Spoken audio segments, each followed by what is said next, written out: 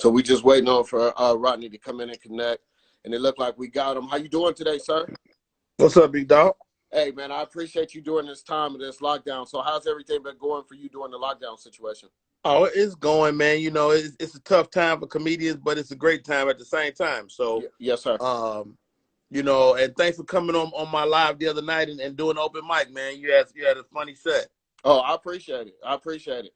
One of the things that I was going to say to you, Mr. Perry, is first of all, we're going to get into nitty gritty. This show is just pretty much uplifting, enlightenment, like you just said, through this hard time. It could also be some good times, too. So I look at this opportunity to talk to you as a good way of a platform for me to grow. Absolutely. You know my family member, David Arnold, people of that nature that you have been doing shows with. That, you related to Dave? Yeah, I thought you knew that. Y'all had a show back in 2000 and in June 19. Yeah. And I didn't associate with you with Dave at all. No, that's good. I'm not trying to look through that light. I just like to bring that up because he helps me. Yeah, because Mike was my guy too. Okay, all right.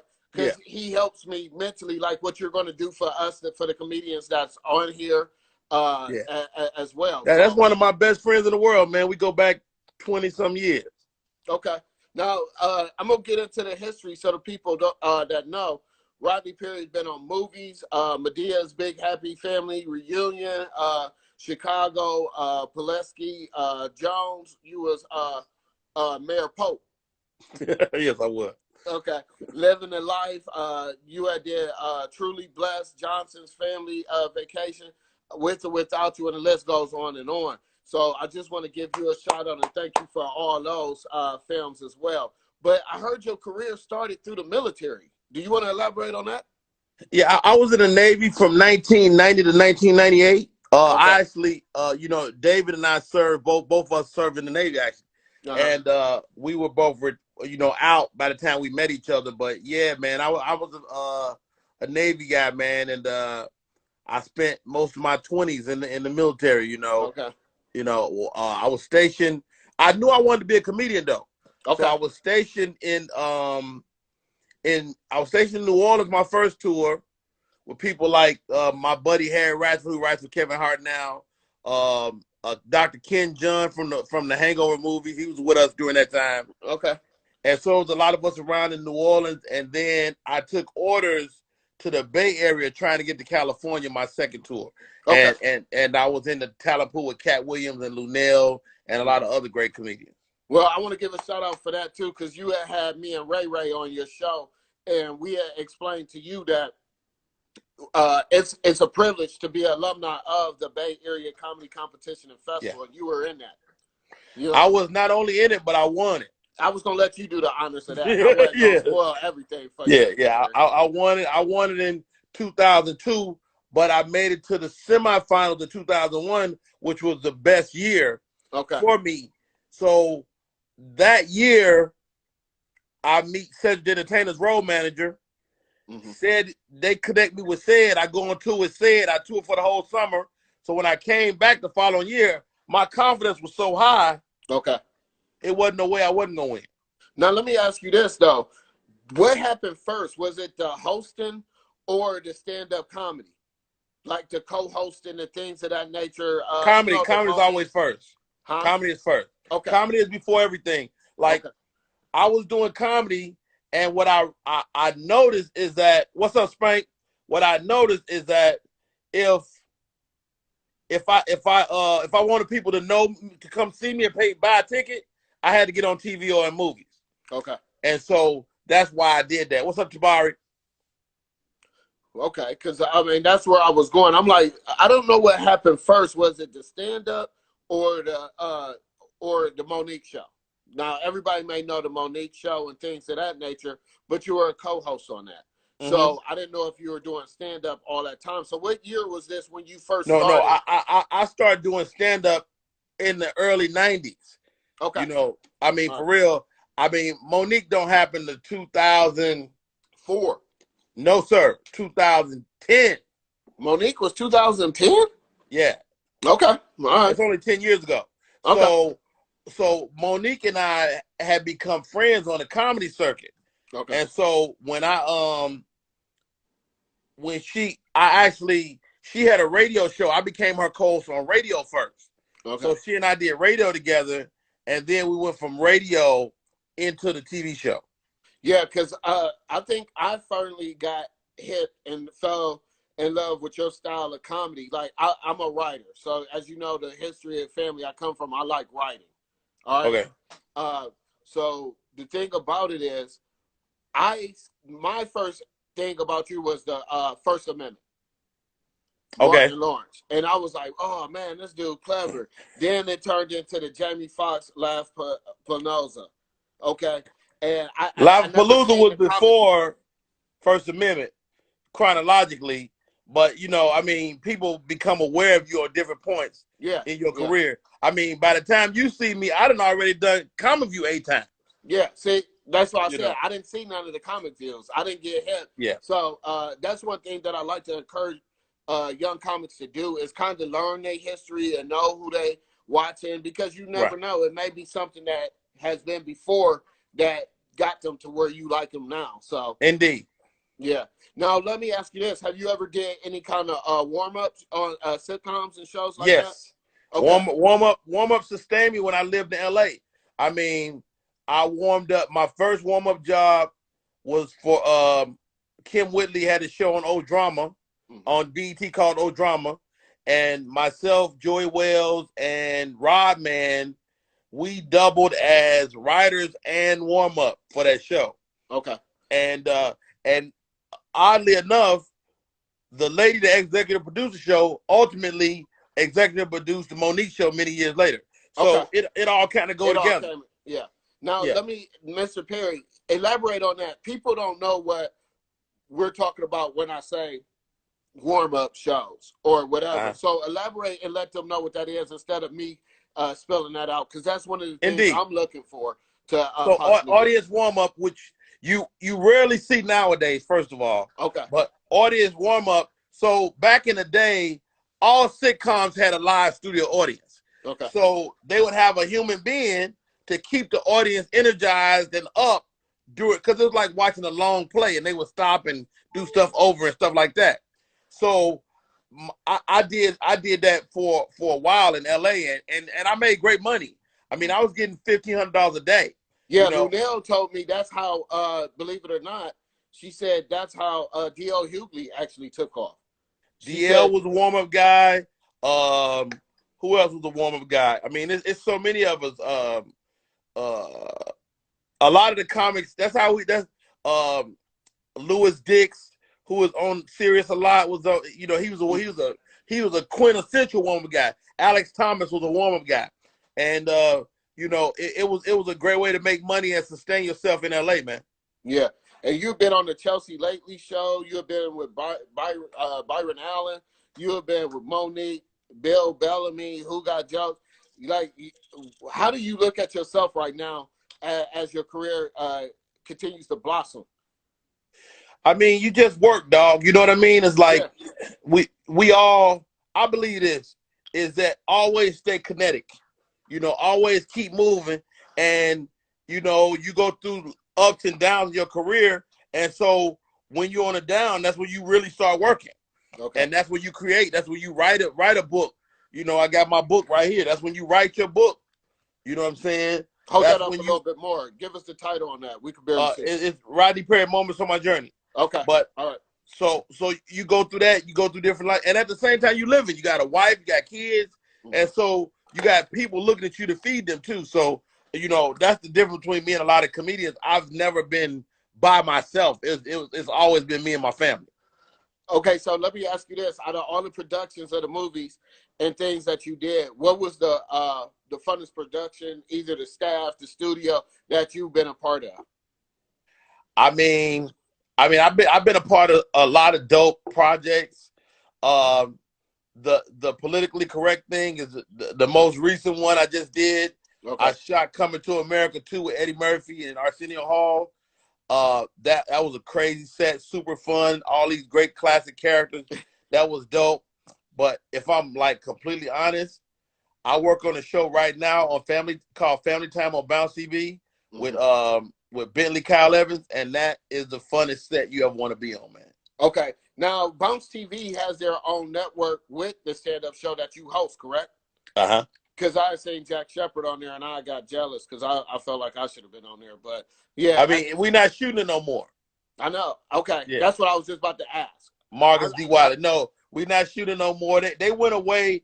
What happens in the industry is industry goes in waves. So I was on the tail end of a comedy wave when we got that show, but everybody turned toward drama.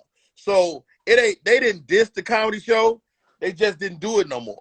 Okay. All right. Yeah. All right. Now let me ask you this. Through your journey, it's a flip side to this question. And then we're going to get some enlightenment. I like getting enlightenment. I like to learn. I like for people to try to get enlightenment from the people firsthand. I feel like people like you, OGs, need to start, and not say need to, but us as younger cats need to listen to more of the OGs and get the game from them. I know sometimes you guys are busy in the same journey that we looking for, and that time will come for you to pass the game on, but I still like to get knowledge and enlightenment. But on this first one, what's the most embarrassing moment that ever happened with you in the comedy game, or anything, embarrassing moment during your journey as a comic or whatever? The most embarrassing moment? I mean, I don't know if it's embarrassing. I mean, I've been booed before.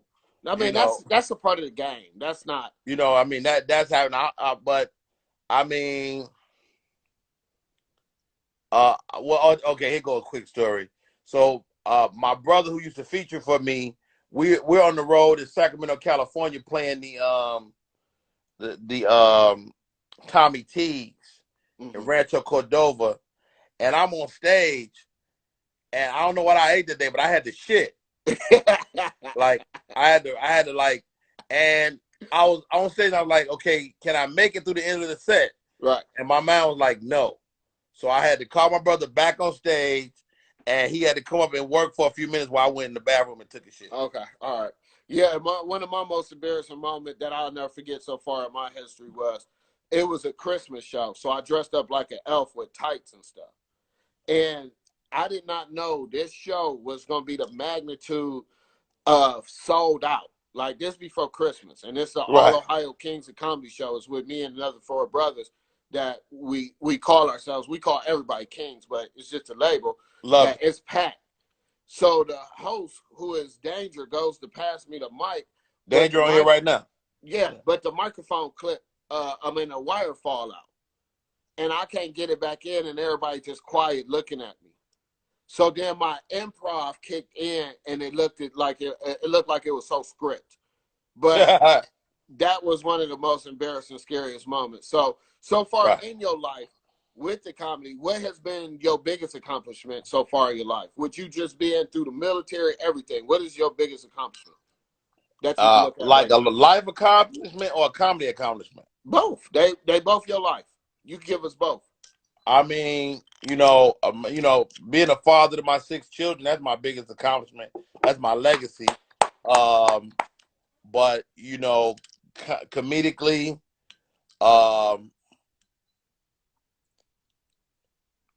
man, I don't know. I mean, you have so many milestones. I mean, getting on TV for the first time is a big deal. Okay. Traveling, seeing the pyramids in Egypt, for a comedy show. I've seen the world doing comedy. I've been to Amsterdam. I've been to Egypt. I've been to Bahrain. I've been to Jordan. So those are some great moments, man. I got a ton of great moments I've been a part of. Okay. Well, hey, like I tell people all the time, everybody die, but everybody don't live. All right. So you live to see all that, to do a comedy show, to go to another country. That's a big accomplishment. I guess with being and you got to be thankful, man. The thing about it, we go through this life, and it's so easy to be so busy traveling to where you trying to get that you don't take time to take inventory and be thankful for where you at. Okay. Now let me switch gears, because like I said, I look for the enlightenment. What is it that you see that as young comics are doing now that are doing great, and what is the thing that we're doing wrong?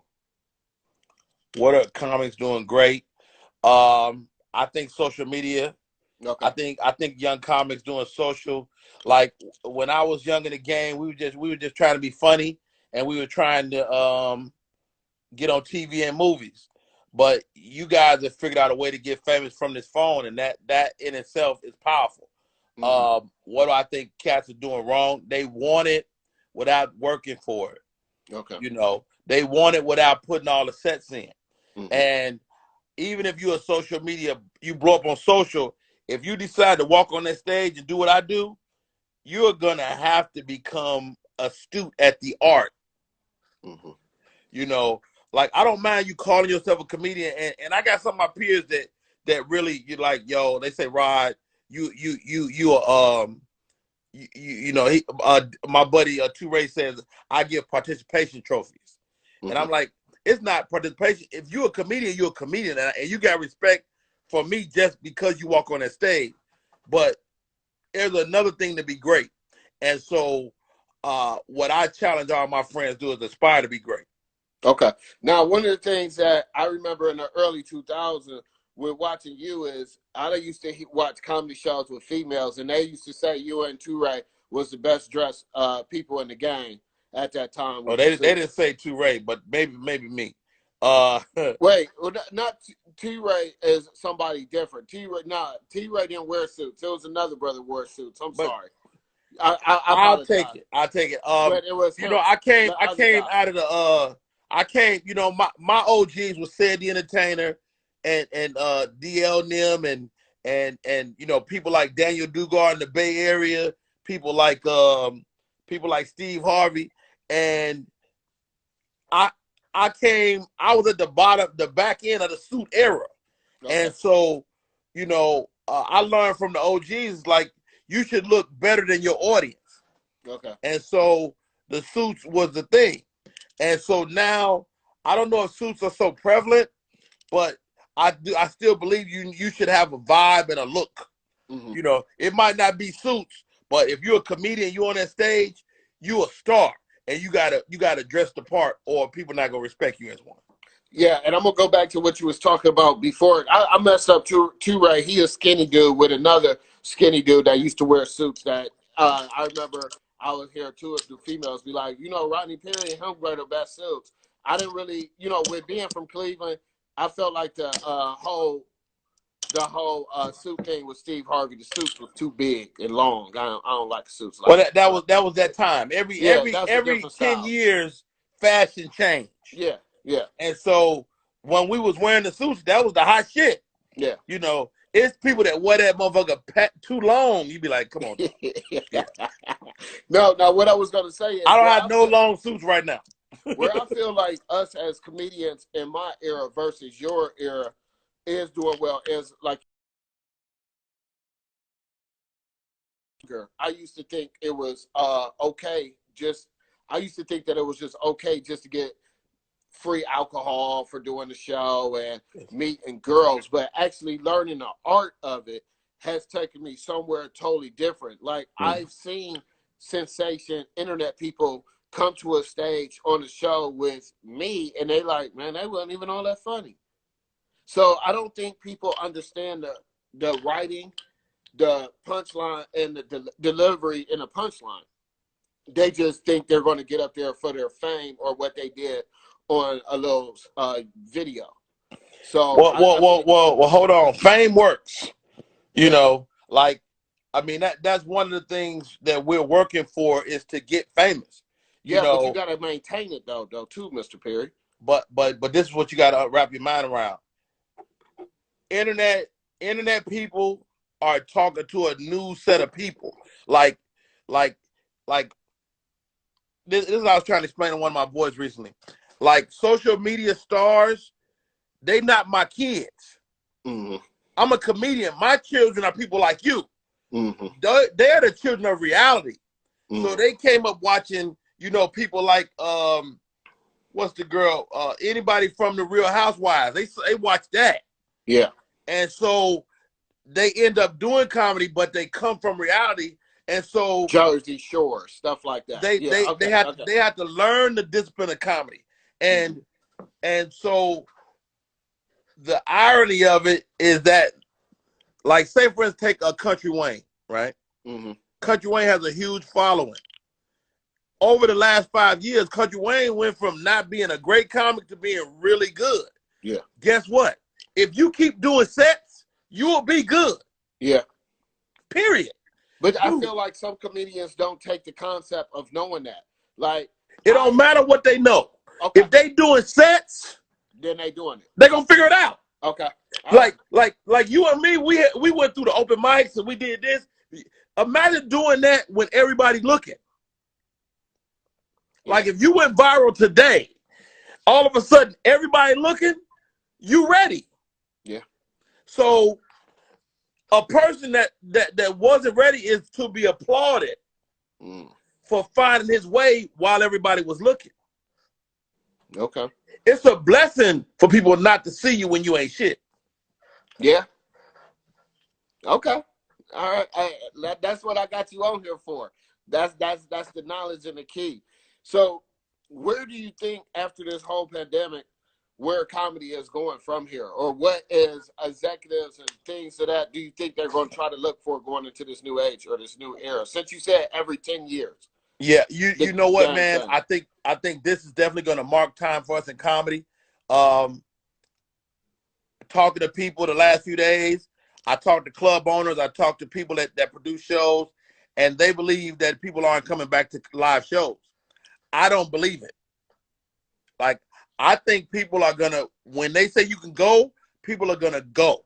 I think people go right back at concerts, right back. Don't get me wrong, there's a certain amount of fear, but the minute they say this shit is over, I think people are going to be right back telling jokes, right back packed in clubs. Well, I think, like you said, I say after probably about 3 weeks after the pandemic and everything is locked down, I think we're going to start getting more work because of the fact that it's going to be so much of the catch up on the money that's already been missing out. So it may be like, all right, EP, I may need you Tuesday, Thursday, and a Saturday instead of just doing that one Saturday. But notice, pay-per-view is going to become real. Pay-per-view is going to become real. And also, I think that we have an opportunity to gain new fans because there's people that mess around on the internet that never go out. So you and I, regular comedians, we picking up some of them fans now because we going live every day. We wasn't doing that before the pandemic. Now you got a show. You got a show. I'm on your show. Yeah. So you got some people right now that's going, man, who's my man? I'm going to check him out next week, too. I'm going to check him out next time you're live. I'm going to follow him. Yeah. And so that happens now when you at the club, when we back in real life. Hey, man, I follow your show. I saw you talking to Rodney Perry that day. You're going to be like, nigga, I thought wasn't nobody listening. Yeah. Yeah. See, because that number not real. That number say 9. But no, already, I don't worry about the numbers, Mr. People Perry. coming in and out. Yeah, I know how it works. So, like I said, it might be 500 people over here after it go through. These just all the people that stop through. And that, I don't focus on that.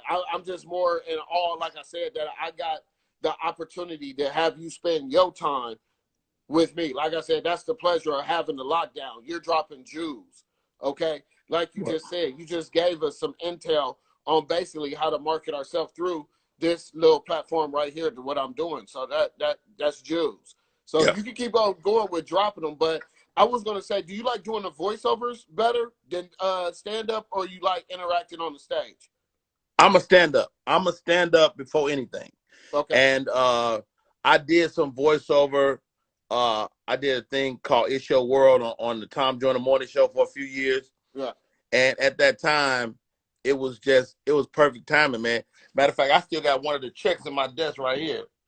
Hey, what was this one? Because you did 2 voiceovers. We used to get these checks. You can see this $75. Yeah, yeah. I keep this just as a reminder of what that was. This is 09. Wow. You know, 09, $75. That was a big deal on a Thursday evening to go pick up this check. That's a blessing. Yeah, that's that was real. huge. That's real. Because I know you used to do Little Deacon and Charlie the Bartender. I did Charlie that's on It's Your World. Which if you remember the Tom Joyner Morning Show, they had like a soap opera that would play, and And Brad Sanders, who was a It's friend of the mine. world. Yeah, yeah. Brad Sanders wrote Brad Sanders, Myra J. They wrote that. Anthony Brown. They wrote it, and we would come in. Myself, Afion Crockett. Who else was with us around that time? Joy Wells, who is a very well respected, well established comedian. We would all do these characters, man, and here we are now, years later. Who's your top 5 comedians, dead or alive? I'm gonna give you mine first, okay? Okay. And before I let you go, I want a reason why they are. You know what I mean? Like I said, I'm an artist. I want to be more of a writer than anything. I producer, things of that nature, executive writer, things of that nature. But my top 5 is number 1 is Keenen Ivory Wayans. And the reason why I have that's my comedian icon is because of the fact that he put so many people on when they were told that they were just at the level, I guess, that I'm at right now. Right. He took them to another light. And just to be able to put on your brothers and sisters that you see in this game, that's something that's enlightening to me. And I know he got his game from Robert Townsend. But number 2 would be Dave Chappelle. I love Dave Chappelle just because I like the way how he could just diverse a crowd and make them all one race. To me, I've seen Dave Chappelle turn white people, black people, like to just one race. So I like his writing. He's always been my favorite, especially being from Ohio as well. And then it would be Richard Pryor, of course, as just or who he is, and Paul Mooney is my other one. But Paul Mooney did a lot of research from what I did. That he did like 80% of writing for Richard, and a lot of. Well, I mean, there's people that dispute that. I don't know. I've heard people dispute that, but I don't know either way. Okay. I don't know. Well, that's what I always heard. And then with watching Paul Mooney and his stand up, I love them. Like they're just off the wall. It's just stuff that you always want to. So you said Chappelle, Keenen Mooney, Pryor, Keenen Ivory Wayans. Yep. And who else? My 5th is right now would be Carlos Miller. All time, living or dead? No, not all. It's not for me. Just my top 5.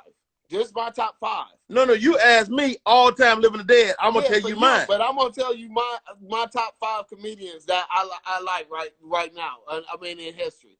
I mean, there's George Carlin's one. Trust me. Wait, hold on. You got 5. You can't get 6. Okay.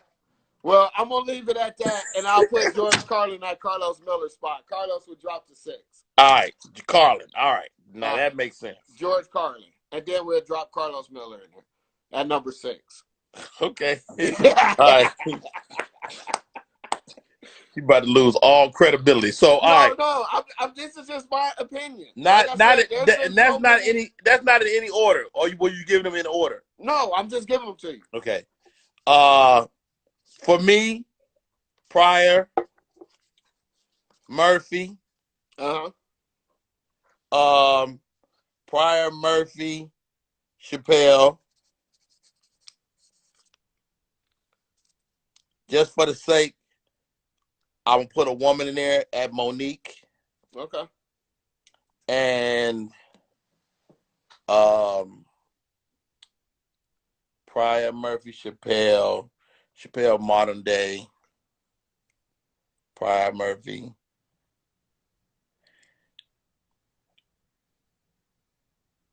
I'm gonna put Cat Williams in there just you know what? What? I will say this though. Bernie Mac and Robin Harris deserve that spot. Okay. Matter of fact, I'm gonna take Robin Harris instead of I'm gonna take Robin. I'm gonna drop Cat, put the low the line, and Bernie above him. Okay. So in order. Pryor number 1, Murphy number 2, Chappelle the best alive right now, working, Monique the only woman on the list, and Robin Harris round out my list. Okay, all right. Well, I got your list. Now let me ask you this: if it was like the NBA a comedy right now, and you were in the top 50, what number would you put yourself? In the world? Hey, if this the league, I guess I would have to say you've been all over the world. Hold on, that's a great question. That's your best question of the night. Oh, Dad, thank you. If I'm in the top 50, what number am I? First of all, I'm definitely in the top 50. I'm probably are there 20 guys better than me?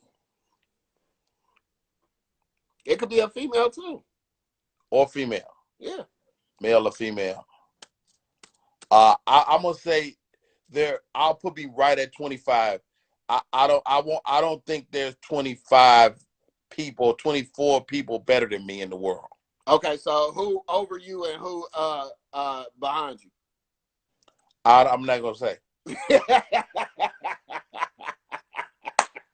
I'm gonna tell you like this: motherfuckers ain't trying to follow me though.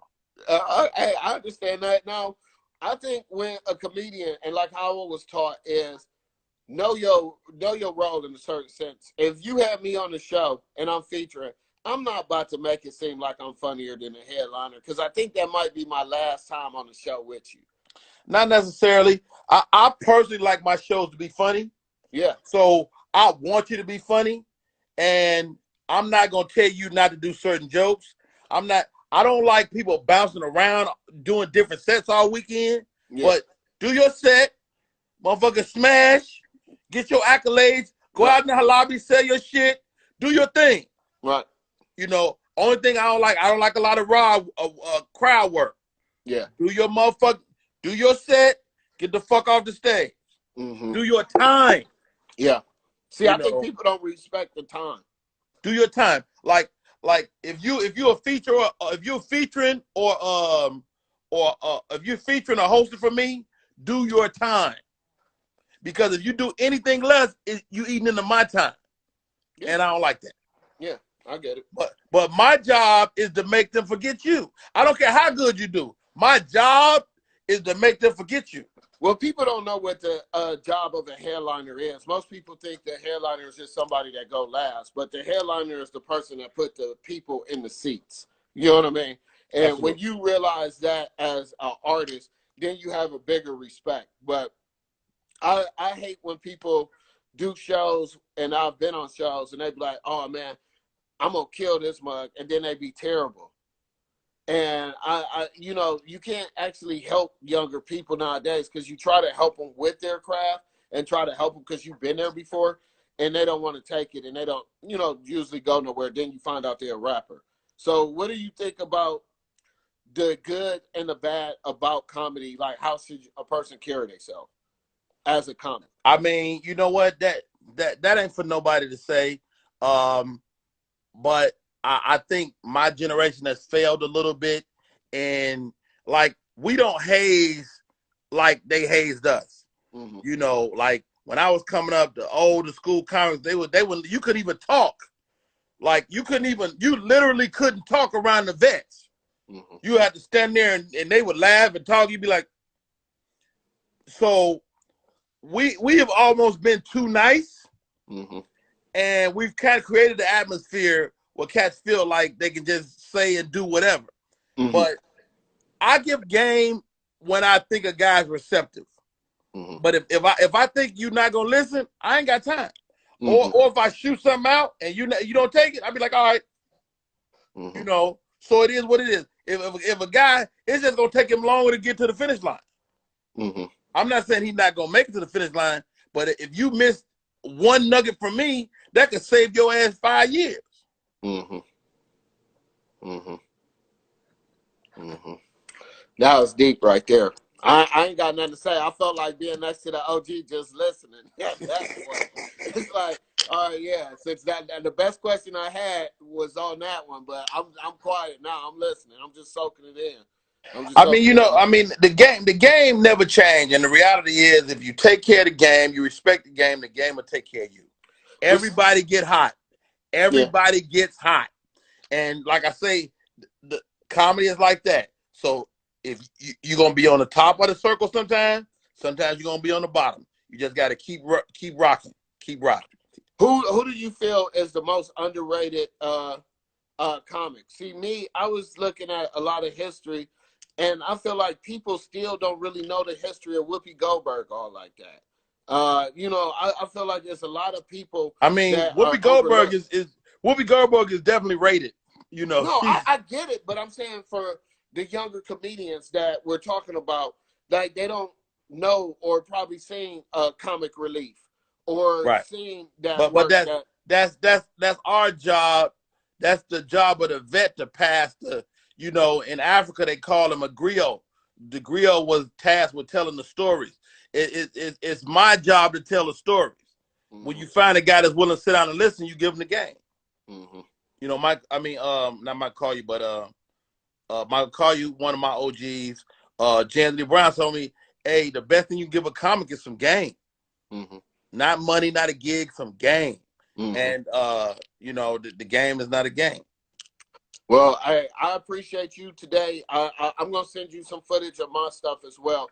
I appreciate you, man. Like even on your platform through this IG live, I like to peek in there and get some game and write some notes down and you know, stay on top while I'm going through this situation of this downtime right now, as I'm saying. Yeah. But I do appreciate your time. Like I said, you can talk today. Tell him you talk to me. I'm trying to get him on, but he. What's your real name? Eric Patterson. Eric E.P. Patterson. I'm gonna call him tonight. Yeah, go ahead. So he won't answer your calls. You know, they could be an asshole now. Yeah, that's what I said. He ain't gonna answer all the time, but like I said, he's so real, and that's why I respect about him. Like you said, we're growing into this game. A lot of times you feel like somebody, oh, Rodney Perry, my family, he doing this. He don't owe me nothing. It's through me to do that work to grow. That's my buddy right there, Dusty, man. Me and Dusty. Yeah, Dusty that's Lewis. My man. He's a mentor to me, and I had him on here. You know what I mean? So Dusty, not too much older than me, but he a mentor. He got game. He got tools. Absolutely. So like I said, just give him a call, ask him about that. But like I said, even though people say what they say about, I respect it. You know, because he about his business. You know what I mean? But it's just for me to get on track and try to do what I got to do. But I like just the networking. And one of the things that I learned at the Bay Area is use your resource and reach out. So next year, I hope you come down there. I hope you do a segment of dropping jewels like they had a lot of other comedians. Tony Spires actually hit me a couple of days ago. So, you know, I'm always open at a competition. I'm always open with supporting the young comics, man. And yeah. So we might try to connect. Man, we loved it. Yeah, we loved it. It was so much game, man.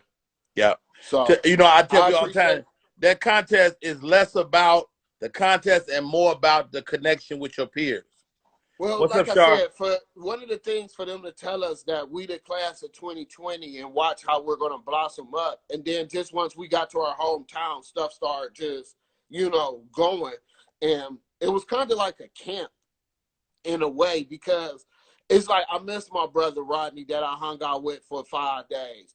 I miss the fact it kind of got to the point for me. I didn't give a damn about the competition. It was just more the network and the knowledge that I went through. Next time you go, you're gonna be trying to win, though. I know. You experienced this part. I know. You experienced the networking. Now you got to go. Now you got to go get it. Stop playing. Yes, sir. Stop playing. Yes, sir. Go get that money, man. Bring that money on your family. Need it. Oh, yes, sir. Yeah. So I appreciate you. And like I said, hit Dave up. He'll confirm that. And like I said, I'll send you some videos and things like that. So once this pandemic, we can all grow together. So I appreciate you. My man, hey, thanks for having me on, bro. Yes, sir. Thank you, Rodney. Yes, sir. If he like water, I'ma